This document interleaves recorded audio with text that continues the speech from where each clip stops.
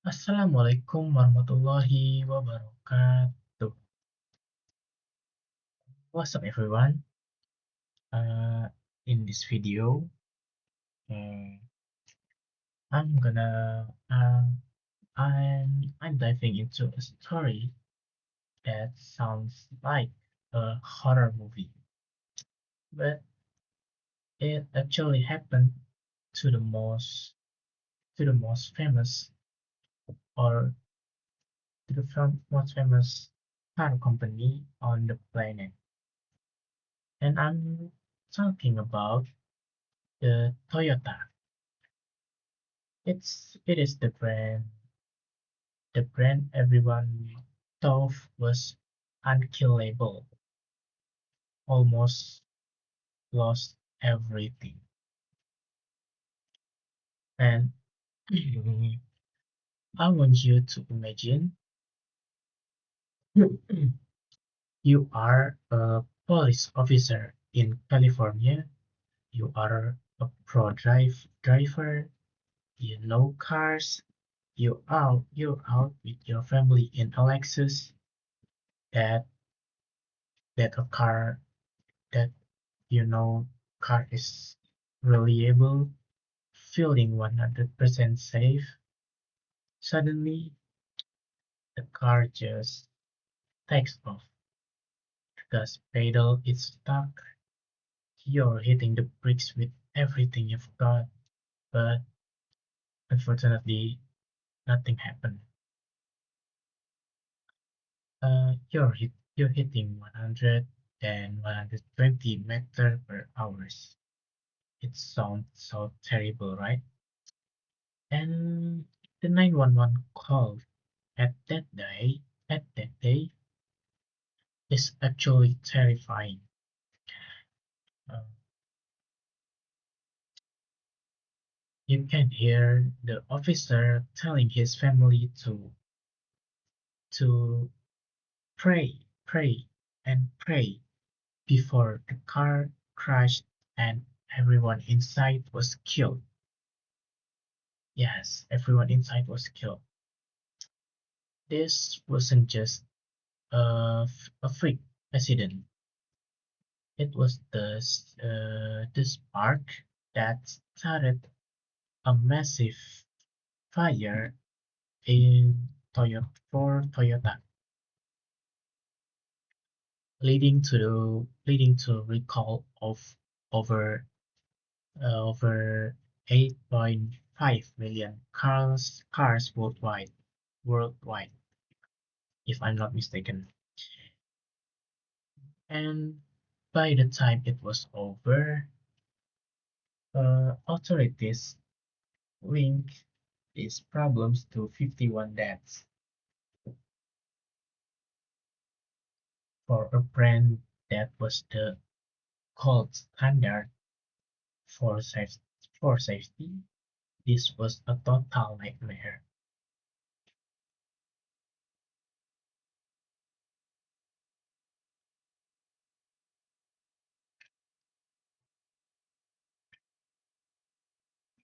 But before we go deeper, uh, to get why this was such a shock, everyone, why this accident make everyone shocked, we have to look for we have to look at how Toyota became the champion of the industry. They they weren't always this big.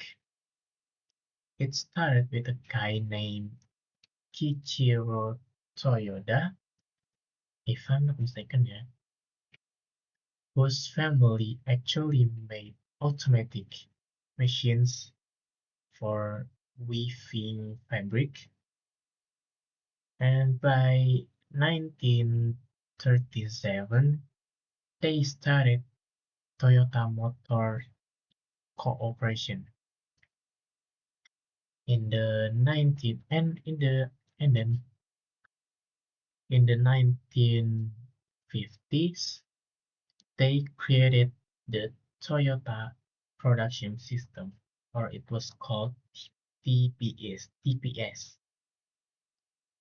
It was basically their secret recipe for building cars perfectly. They had these called rules. Yeah, they had several rules. The first is GIT, or just in time.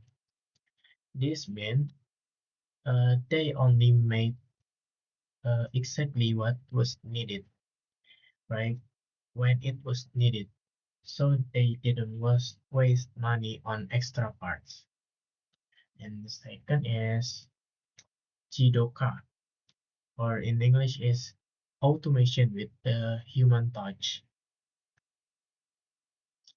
This is if a worker on the line saw even one tiny mistake, they could have they could pull a lever and stop the whole factory to fix it right then and there. And the third is Kaizen, or in English is continuous improvement. This is the idea that everyone, literally everyone, should look for ways to do things better every single day. Their whole vibe was customer first, then the dealers, and the factory is last. They were so cheap about saving money that they even turned off the heat in employee dorms during the day and tracked the cost of every single every single photocopy. And by 1978, they became the number one import brand in US because American cars back then were kind of breaking down, and Toyota was the reliable here. The really reliable. So if they were so good, what went wrong? Basically, they got it. They they just so greedy. Yeah, they so greedy.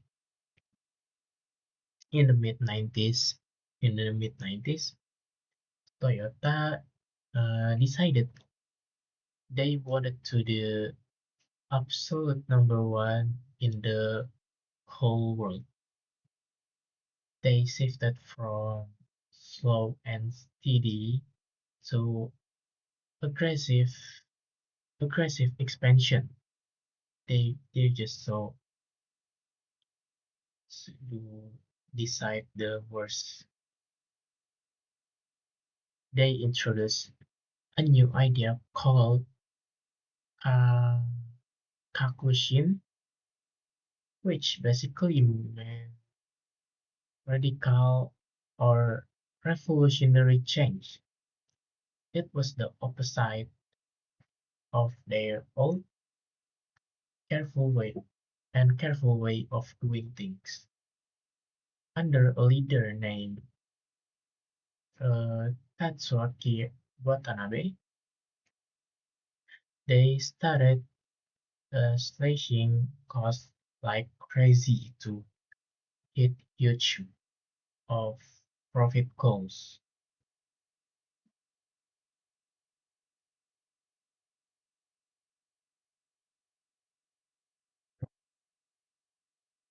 Think about uh, think about this.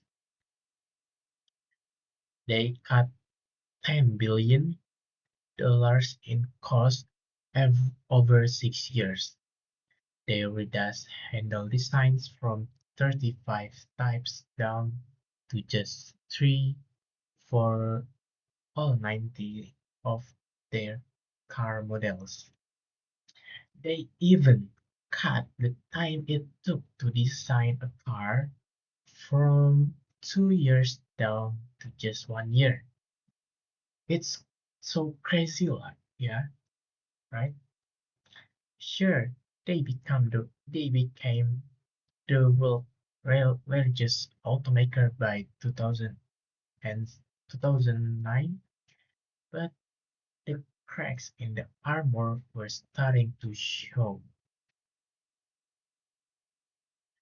Uh, by by 2005, Toyota was actually calling back more cars for repairs in the US than it was even selling.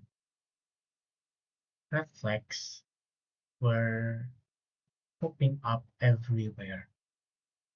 In 2006, they made a Camry where the roof lining would literally catch fire during assembly because they used cheap, unapproved materials to save money. Then the triple threat of recalls hit between 2009 and 2010. The the first is pedal entrapment. This was the first one. Gas pedals were getting caught under floor mats that weren't put in right. And the second is sticky pedals. This was a mechanical flow where the pedal would get hard to press or just flat out get stuck in the gas position. It was so bad at first. It was so bad that Toyota had to stop selling those cars and shut down five US factories for a week while they panic and look for and look for a fix. And the third is the the Prius brakes. This was the biggest blow to their ego. The Prius was their gold standard car, but it had a computer glitch. When if you hit while what while while while braking or braking, I don't know, braking, the brakes would feel like they felt for a second. It was terrifying for drivers, right? And at that time, Toyota's response was honestly a total mess. It's so mess.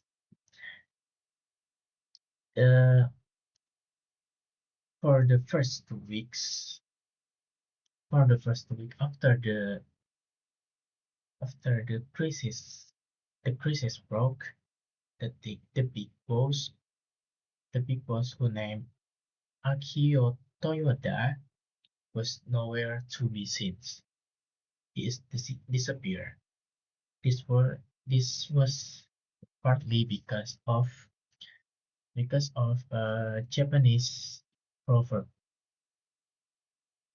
and it says, "When it sings, put a lid on it." They tried to hide the problem instead of facing it. But in the US, People were furious. Headlines like "The Humbling of Toyota" were everywhere. Late-night comedians were making fun of them. Their stock their stock value dropped two, by 21 billion dollars, if I'm not mistaken, dollars in just 1 week. $21 billion in just 1 week. It's so it's so crazy, right? You lost what to 21 billion in just 1 week. Other car when other cars companies like Ford and GM started offering deals to Toyota new corners, Toyota owners to get them to switch brands. Finally, in February 2010, their leader, Akio Toyoda, uh, had to go to Washington to testify before the U.S. Congress. He had to sit there and get grilled by politicians there. He apologized sincerely, admitting they had watched watched themselves too far and failed to the and failed to failed to live up their own standards. He promised to take the company back to basics.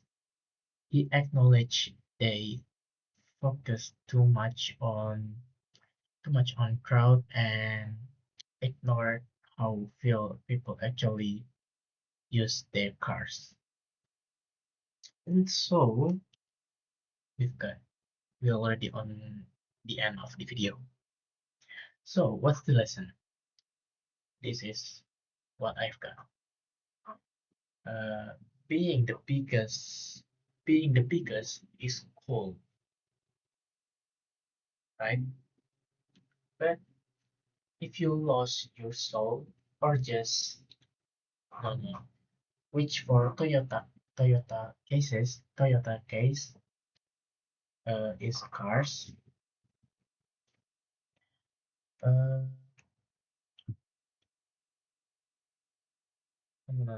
for for Toyota case is what was quality.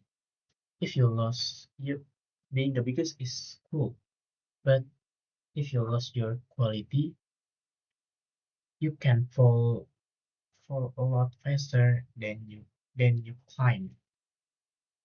It took them to it took them years to